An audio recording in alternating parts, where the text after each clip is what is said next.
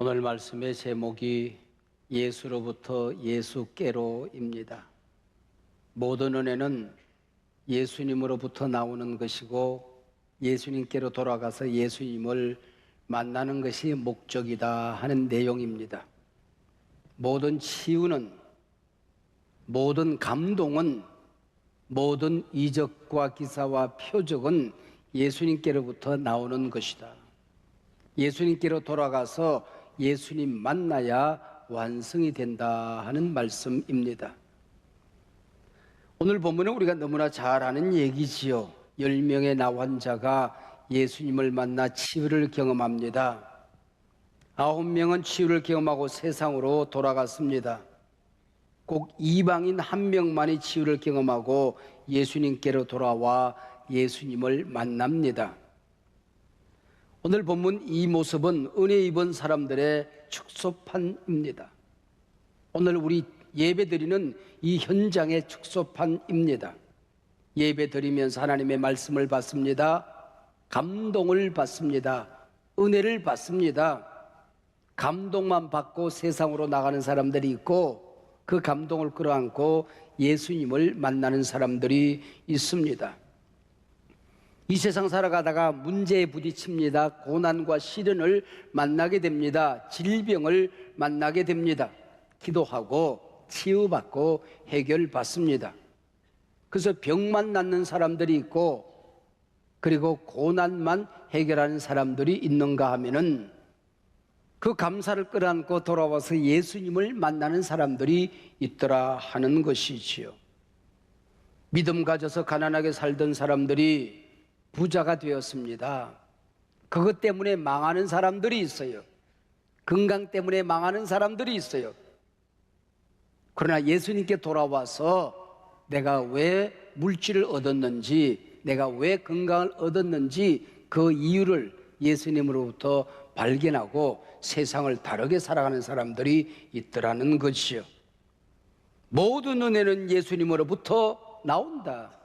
모든 은혜는 예수님께로 돌아가서 예수 만나야 한다 하는 것이 본문의 메시지입니다. 사마리아와 갈릴리 사이 어느 구석진 마을에 각자 살던 동네에서 쫓겨나 모여 살던 나환자들이 있었습니다. 예수님께서 지나가신단다 소문을 들었습니다. 소식을 들었습니다. 여러분이 이 세상 살아가다가 나쁜 소문을 듣느냐 좋은 소문을 듣느냐, 이게 인생의 갈림길이에요. 세상 썩은 얘기, 어지러운 얘기, 우리의 영성을 혼란시키는 소식이 자꾸 들린다. 경성하셔야 됩니다. 기도하셔야 됩니다. 복음이 뭔지 아십니까? 굿뉴스, 좋은 소문입니다. 요한겔리온, 좋은 소식, 좋은 소문입니다. 내게 자꾸 좋은 소문이 들린다.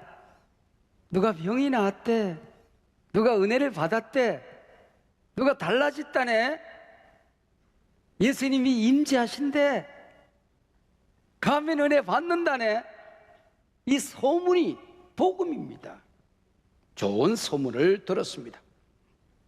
그러나 가까이 다가가지 못하고 멀리 서서 13절 우리를 불쌍히 여기소서라고 외칩니다. 예수님께서 이들을 보시고 14절 가서 제사장들에게 너희 몸을 보이라 말씀하셨습니다. 당시 이 사람이 한센시 병에 걸렸구나 진단하는 사람이 제사장이었습니다. 고침을 받게 되면 이 사람의 병이 완치되었구나 판정 내린 사람이 제사장이었습니다. 가서 보이라고만 했지 나을 것이다, 나았느니라 예수님의 말씀이 없습니다. 그 말씀 붙들고 마을로 들어간다고 할지라도 마을을 통과할는지 의문입니다. 나환자들이 10명이나 때려 몰려올 때 사람들이 돌을 던져 쫓아낼 수도 있습니다. 근데 10명의 나환자들은 말씀 붙들고 들어갑니다. 근데 보세요, 14절 하반절, 그들이 가다가, 마을로 들어가다가 깨끗함을 받은지라. 할렐루야. 예수님 우리를 불쌍히 여기소서 예수님을 부를 때 아직 나병 환자였어요. 예수님께서 가서 제사장들에게 내 몸을 보이라 말씀하실 때도 여전히 나병 환자였습니다. 그러나 가다가 깨끗함을 받은지라. 한센시 병이 나았다고 하는 것은 오늘도 마찬가지겠지만은 그 당시엔 기적 중에 기적이죠. 저주에서, 죽음에서 살아난 것입니다. 그런데 예수님께로 돌아와 큰 소리로 하나님께 영광 돌리고 감사한 사람은 이방인 한 사람이었다고 하는 것입니다. 9명의 유대인들은 약속이나 했다는 듯이 각자 자기 집으로 돌아가 버렸습니다. 이런 모습 보시고 17절 예수님께서 뭐라 말씀하십니까? 10사람이 다 깨끗함을 받지 아니하였느냐? 그 9은 어디 있느냐? 주님이 찾으십니다. 한 소만 가지고 10명 모두 구원받은 것 아니냐? 근데 왜 달라지는 사람은 이방인 한 사람이냐? 그 9은 어디 있느냐? 그 얘기지요. 10명 다 은혜 받지 않았느냐? 그래, 그 9은 어디 있느냐? 그 얘기입니다. 행여나 내가 그 9 속에 포함되어 있다고 한다면 이건 비극이죠. 불행이지요. 10명 모두 큰 고통이 있었습니다. 외로움이 있었습니다. 모든 자존감, 자신감이 무너졌습니다. 살아갈 희망이 없습니다. 길이 보이지 않습니다. 10명 모두 예수 소식 들었습니다. 부르짖었습니다. 하나님의 능력을 믿었습니다. 10명 모두 치유를 받았어요. 가다가 나음을 입었습니다. 여기까지는 예외가 없어요. 10명 모두 치유를 경험했습니다. 예수 믿고 늘 받을 것만 생각하는 사람들이 있어요. 10년 교회 다녀도 믿음이 성장되지를 않아요. 평생을 믿었는데 변화되지를 않아요. 이기적인 신앙이 사라지지가 않아요. 그러나 받은 것 감사하고 예수님께 돌아오는 사람, 예수 만난 사람, 그에게서 변화와 성장이 일어나게 되는 것입니다. 그 속에 감격이 있어요. 늘 울어도 눈물로서 못 갚을 줄 알아. 이 몸밖에 없어서 이 몸 바칩니다. 항상 감격이 있고 언제나 기쁨이 있고 언제나 감격이 있어요. 하나님 죽음의 신학자 니체가 생전에 복음적인 신학자들과 논쟁을 벌인 적이 있습니다. 그러다가 니체의 말 한마디가 복음주의 신학자들의 입을 막아버렸어요.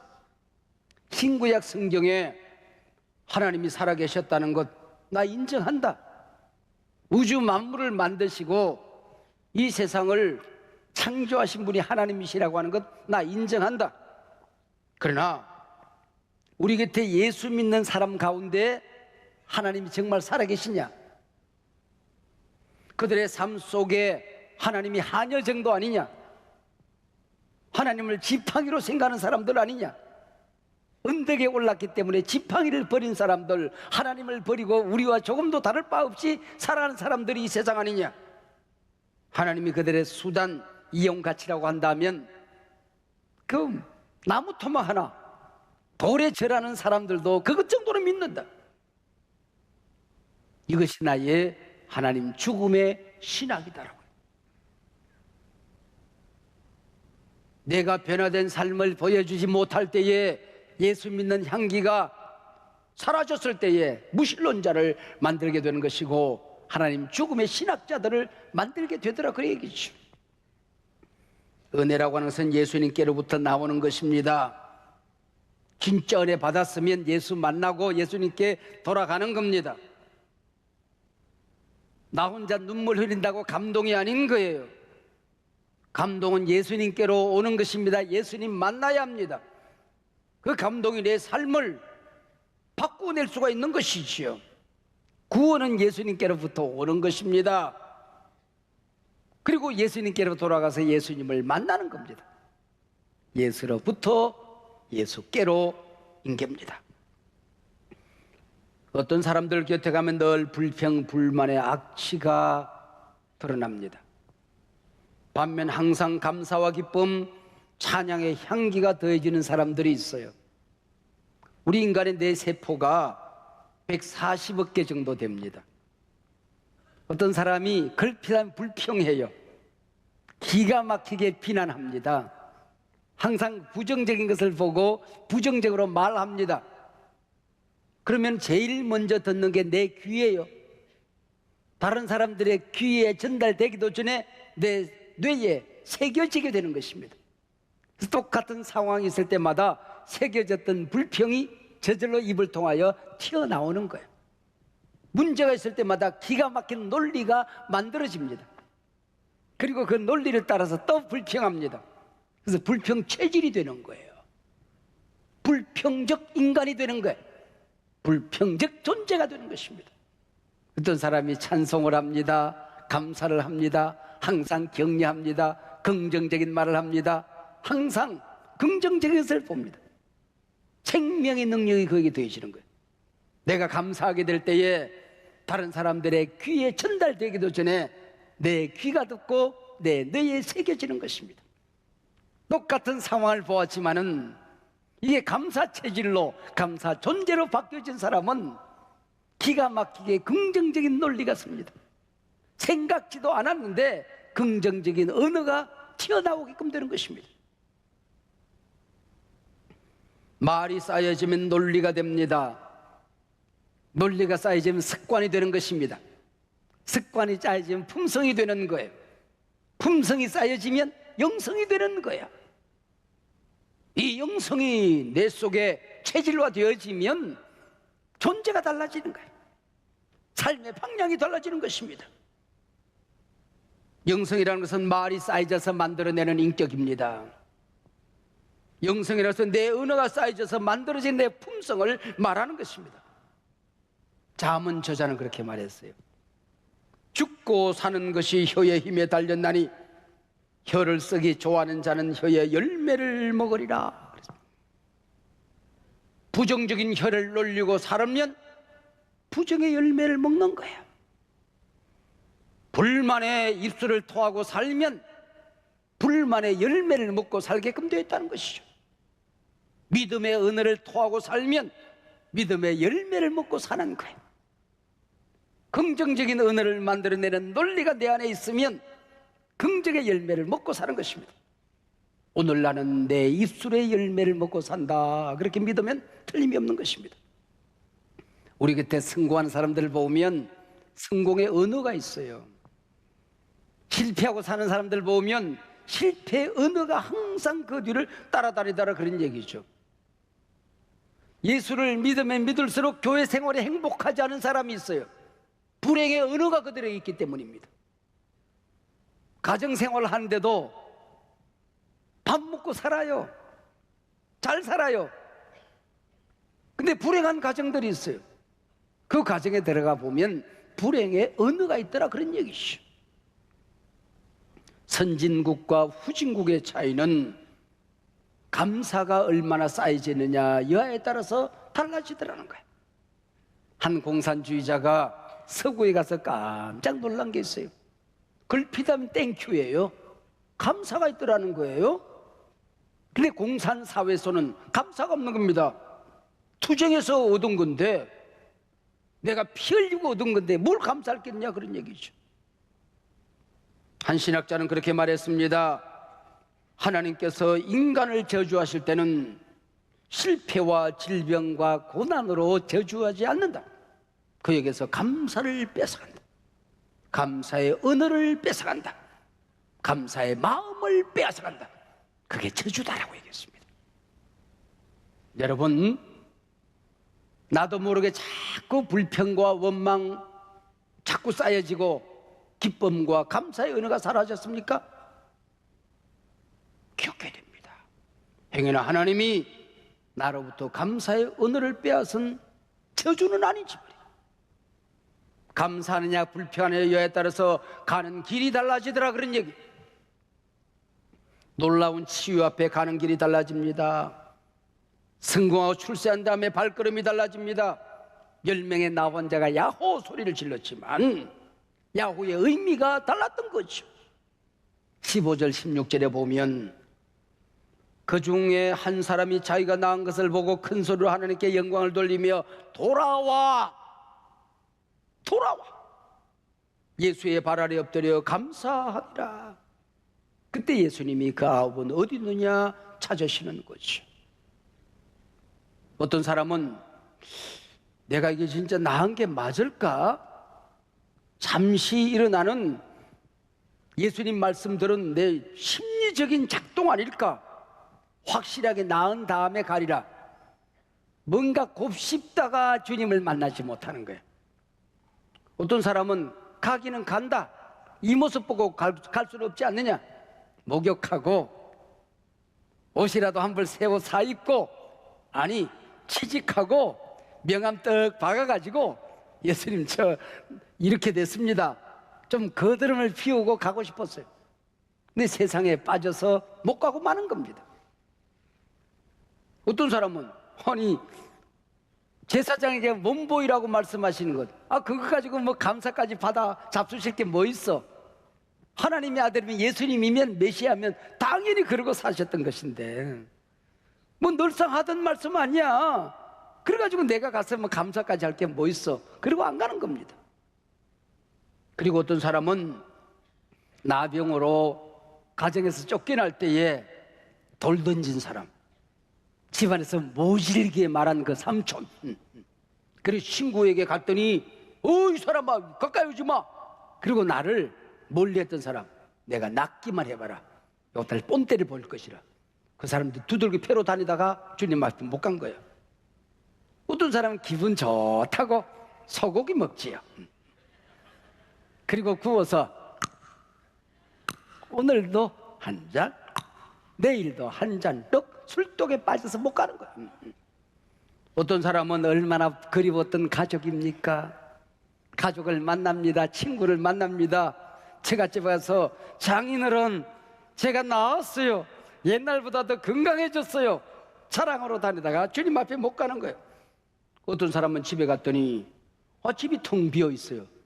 웬일이가 물더니 옆 사람에 마누라가 고무신 거꾸로 신었대야.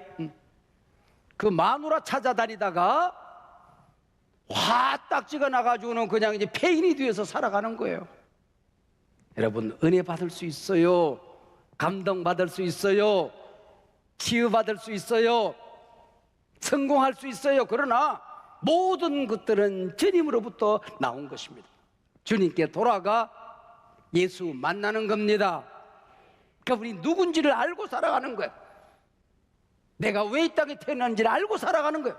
그게 은혜라고 하는 것이죠. 성공하고 출세하고 부자가 되고 병 낫고 하는 것 인생의 목적이 아닙니다. 수단입니다. 그걸 통하여 이루시고자 하는 하나님의 더 큰 은혜가 있음을 알아야 된다는 거예요. 오스카 와일드의 우화적인 소설 지옥의 단편이라는 책이 있습니다. 예수님께서 어느 날 우연히 만난 사람들이, 예수님을 알아보는 사람들이 있어요. 어떤 사람이 술주정꾼이 되어가지고 뭐 엉망진창입니다. 근데 예수님을 알아보는 거예요. 누구십니까? 그랬더니 예수님, 제가 안전병이 아니었습니까? 예수님께서 일어나 걸어라. 제가 얼마나 기뻐했습니까? 그래서 제가 동리 마을에 들어가서 취직하고 나도 한번 잘 살아보겠다고 했는데 아는 게 있습니까? 기술이 있습니까? 제가 경험이 있습니까? 천덕꾸리로 살다가 내가 이 모양 이 꼴이 되었습니다. 한 사람이 립스틱 짙게 바르고 허허하고 나타났어요. 누구십니까? 그랬더니 창기로 예수님 만나서 새로워진 은혜를 입은 사람입니다. 근데 왜 그렇게 사시오? 그랬더니 주홍글 씨가 한번 새겨주고 나니까 내가 진실하려고 하더라도 소용없더라는 거야. 세상 사람 아무도 믿어주지 않더라는 것이. 나는 태어나기를 창기로 태어났구나. 그래서 고향으로 돌아갔다는 거야. 또 어떤 사람은 불량자가 되어서 그냥 싸움박질하고 흉터투성입니다. 예수님을 알아봐요. 누구십니까? 그랬더니 맹인이었다가 눈에 진흙 발라주시고 신람못에 가서 씻어가지고 살았는데 눈 뜨고 나니까 세상 더러워서 못 보겠다는 겁니다. 눈 감고 살 때가 훨씬 좋았다는 겁니다. 뭘 보라고 예수님이 내 눈 띄워줬냐 그 얘기입니다. 그리고 엉망진창이 됐어요. 예수 못 만나면 성공하고 망합니다. 건강 없고 망합니다. 여러분, 예수 만나는 은혜가 있으시길 바랍니다. 우리가 잊지 말아야 될 건 많지요. 은혜를 잊지 말아야 되는데 날 구원하신 하나님의 은혜 우리가 잊지 말아야 됩니다. 자격이 있어 내가 구원받았습니까? 공로가 있어 구원받았습니까? 예수님이 땅에 오셔서 피 흘리시고 내 죄 다 덮으시고 담당하시고 아무런 구원받을 조건도 자격도 없는데 날 구원해 주신 하나님 앞에 감사해야지. 구원에 감사를 안고 주님 앞에 돌아가 너를 우려던 눈물로서 못 갚을 줄 알아. 그러고 살아야지. 그리고 성령님이 내 안에 와 계시는 것, 이 좁은 구석에, 이 왜소한 인격에, 냄새나는 내 안에 성령님이 와 계신데요. 이거 감사한 일 아닙니까? 예수님께서 제자들에게 어느 날 내가 이제 아버지께로 돌아가야 되겠다 그랬더니 제자들이 걱정합니다. 우리는 어떡하라고요? 내가 돌아가는 게 너희들에게 유익해. 말이 되는 소리를 하세요. 생각해봐라. 내가 갈릴리에서 너희들과 함께 지내는 동안에 예루살렘에 있는 고난과 시련 가운데 있는 하나님의 백성들은 나를 만날 수 없지 않느냐? 아니, 옆집에 있는 저 울고 있는 저 사람이 나를 못 만나지 않겠느냐? 내가 서울에서 역사할 때에 아프리카에 있는 사람들은 어떠거냐? 내가 미국에서 너희들과 함께 할 때에 아니 주만 달라고 옆집만 달라도 내가 함께 하지 못하지 않느냐? 유럽에 있는 형제들은 어떠거냐? 내가 가면 또 다른 보혜사를 너희에게 보내줄 것이다. 성령을 보내줄 것이다. 하나님을 아버지로 믿는 모든 사람들 가운데 그 안에서 그 곁에서 그들과 함께 할 것이니라. 할렐루야. 그분이 나와 함께 하신다고. 베드로 곁에 계시던 그 예수님, 요한의 손을 잡았던 그 예수님, 나병 환자를 어루만지던 그 예수님, 맹인의 눈을 쓰다듬던 그 예수님, 죽은 자를 향하여 나사로와 나오라 말씀하시던 그 예수님이 내 곁에 내 안에 함께 하십니다. 할렐루야. 영모야 일어나라. 내가 너와 함께 한다. 이게 감사한 일이 아니고 무엇이겠습니까? 그분이 피 흘려 세우신 교회에 감사해야 합니다. 여러분, 예배 시간에 하나님 앞에 우리가 함께 예배드립니다. 말씀을 듣습니다. 기도하면 응답이 나타납니다. 칼뱅은 그렇게 말했어요. 하나님을 아버지로 섬기는 사람은 교회를 어머니로 섬겨야 한다고 했습니다. 어머니처럼 교회의 은혜를 잊지 말아야 됩니다. 여러분, 교회를 사랑하고 교회의 은혜를 잊지 말아야 됩니다. 날 낳아주신 부모님, 그 은혜 잊지 말아야 됩니다. 아니, 철없는 나를 두고 일찍 돌아가신 내 아버지 은혜 잊지 말라고요? 그렇습니다. 잊지 말아야 됩니다. 등록금도 제때 못 준 내 어머니의 은혜를 잊지 말아야 된다고요? 그렇습니다. 그분이 없었다고 한다면은, 그분의 피를 타고 난 나로서는, 그분이 없었다고 한다면 내가 어찌 이 땅에 태어날 수가 있겠습니까? 8살 어린 나이, 호르몬에 맡겨진 버려진 나이였습니다.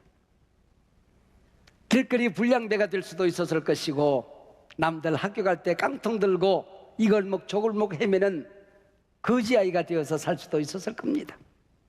평생 남의 집 머슴살이하고 살 수도 있었을 것입니다. 그러나 쌀밥은 못 먹였지만은 하나님의 말씀을 먹였습니다. 따뜻한 옷을 입혀주지는 않았지만은 어머니 눈물의 기도로 나를 입혀서 키웠습니다. 너는 하나님이 지킬 거야. 하나님이 함께 할 거야. 새벽마다 울면서 평생을 기도하셨고, 금요일이 되면은 목사가 된 다음에는 항상 금식을 하셨던 내 어머니, 그분이 없었다고 한다면 오늘의 내가 있을 수 있겠습니까? 여러분, 세상 살기 만만치 않았지만은 밥 굶어 본 적 없습니다. 옷 벗어 본 적 없습니다. 공부하고 싶을 때 공부 못 해본 적 없습니다. 어찌 믿음의 내 어머니, 착하신 내 아버지 피를 타고 태어난 것, 내 아버지 내 어머니에게 감사하며 살아야지. 불평은 있을 수가 없습니다. 감사하면서. 이게 은혜가 아니고 무엇이겠습니까? 의지할 데가 없어서 하나님만 의지하고 살았습니다. 그게 복이죠. 모든 것이 합력하여 선을 이루었습니다. 여러분 잘나서 그 자리에 앉아 있습니까? 가질만 해서 가졌습니까? 누릴만 해서 누렸습니까? 은혜 아니면 아니 되었던 일들 아닙니까? 하나님의 은혜 아니었습니까? 예수님께 돌아올 때 예수님 뭐라 말씀하십니까?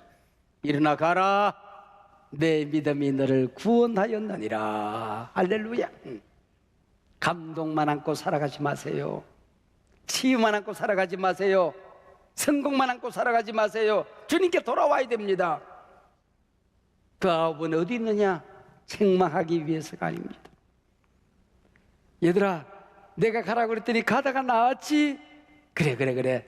예수님이 당신의 공로를 드러내기 위해서가 아닙니다. 더 큰 은혜 주시기 위하여, 더 큰 축복을 주시기 위하여 주님이 우리를 찾으시는 것입니다. 자그마한 반딧불 하나를 얻었습니다. 하나님 앞에 그것 들고 감사할 때에 하나님께서 전등을 우리에게 주어서 그만 이 세상, 길 없는 세상 길 찾아다니게 하는 것입니다. 그 전등 감사할 때에 달빛을 주시는 것입니다. 어두운 세상 헤쳐나갈 때에 하나님이 승리하며 살 수 있도록 우리를 도와주시는 것입니다.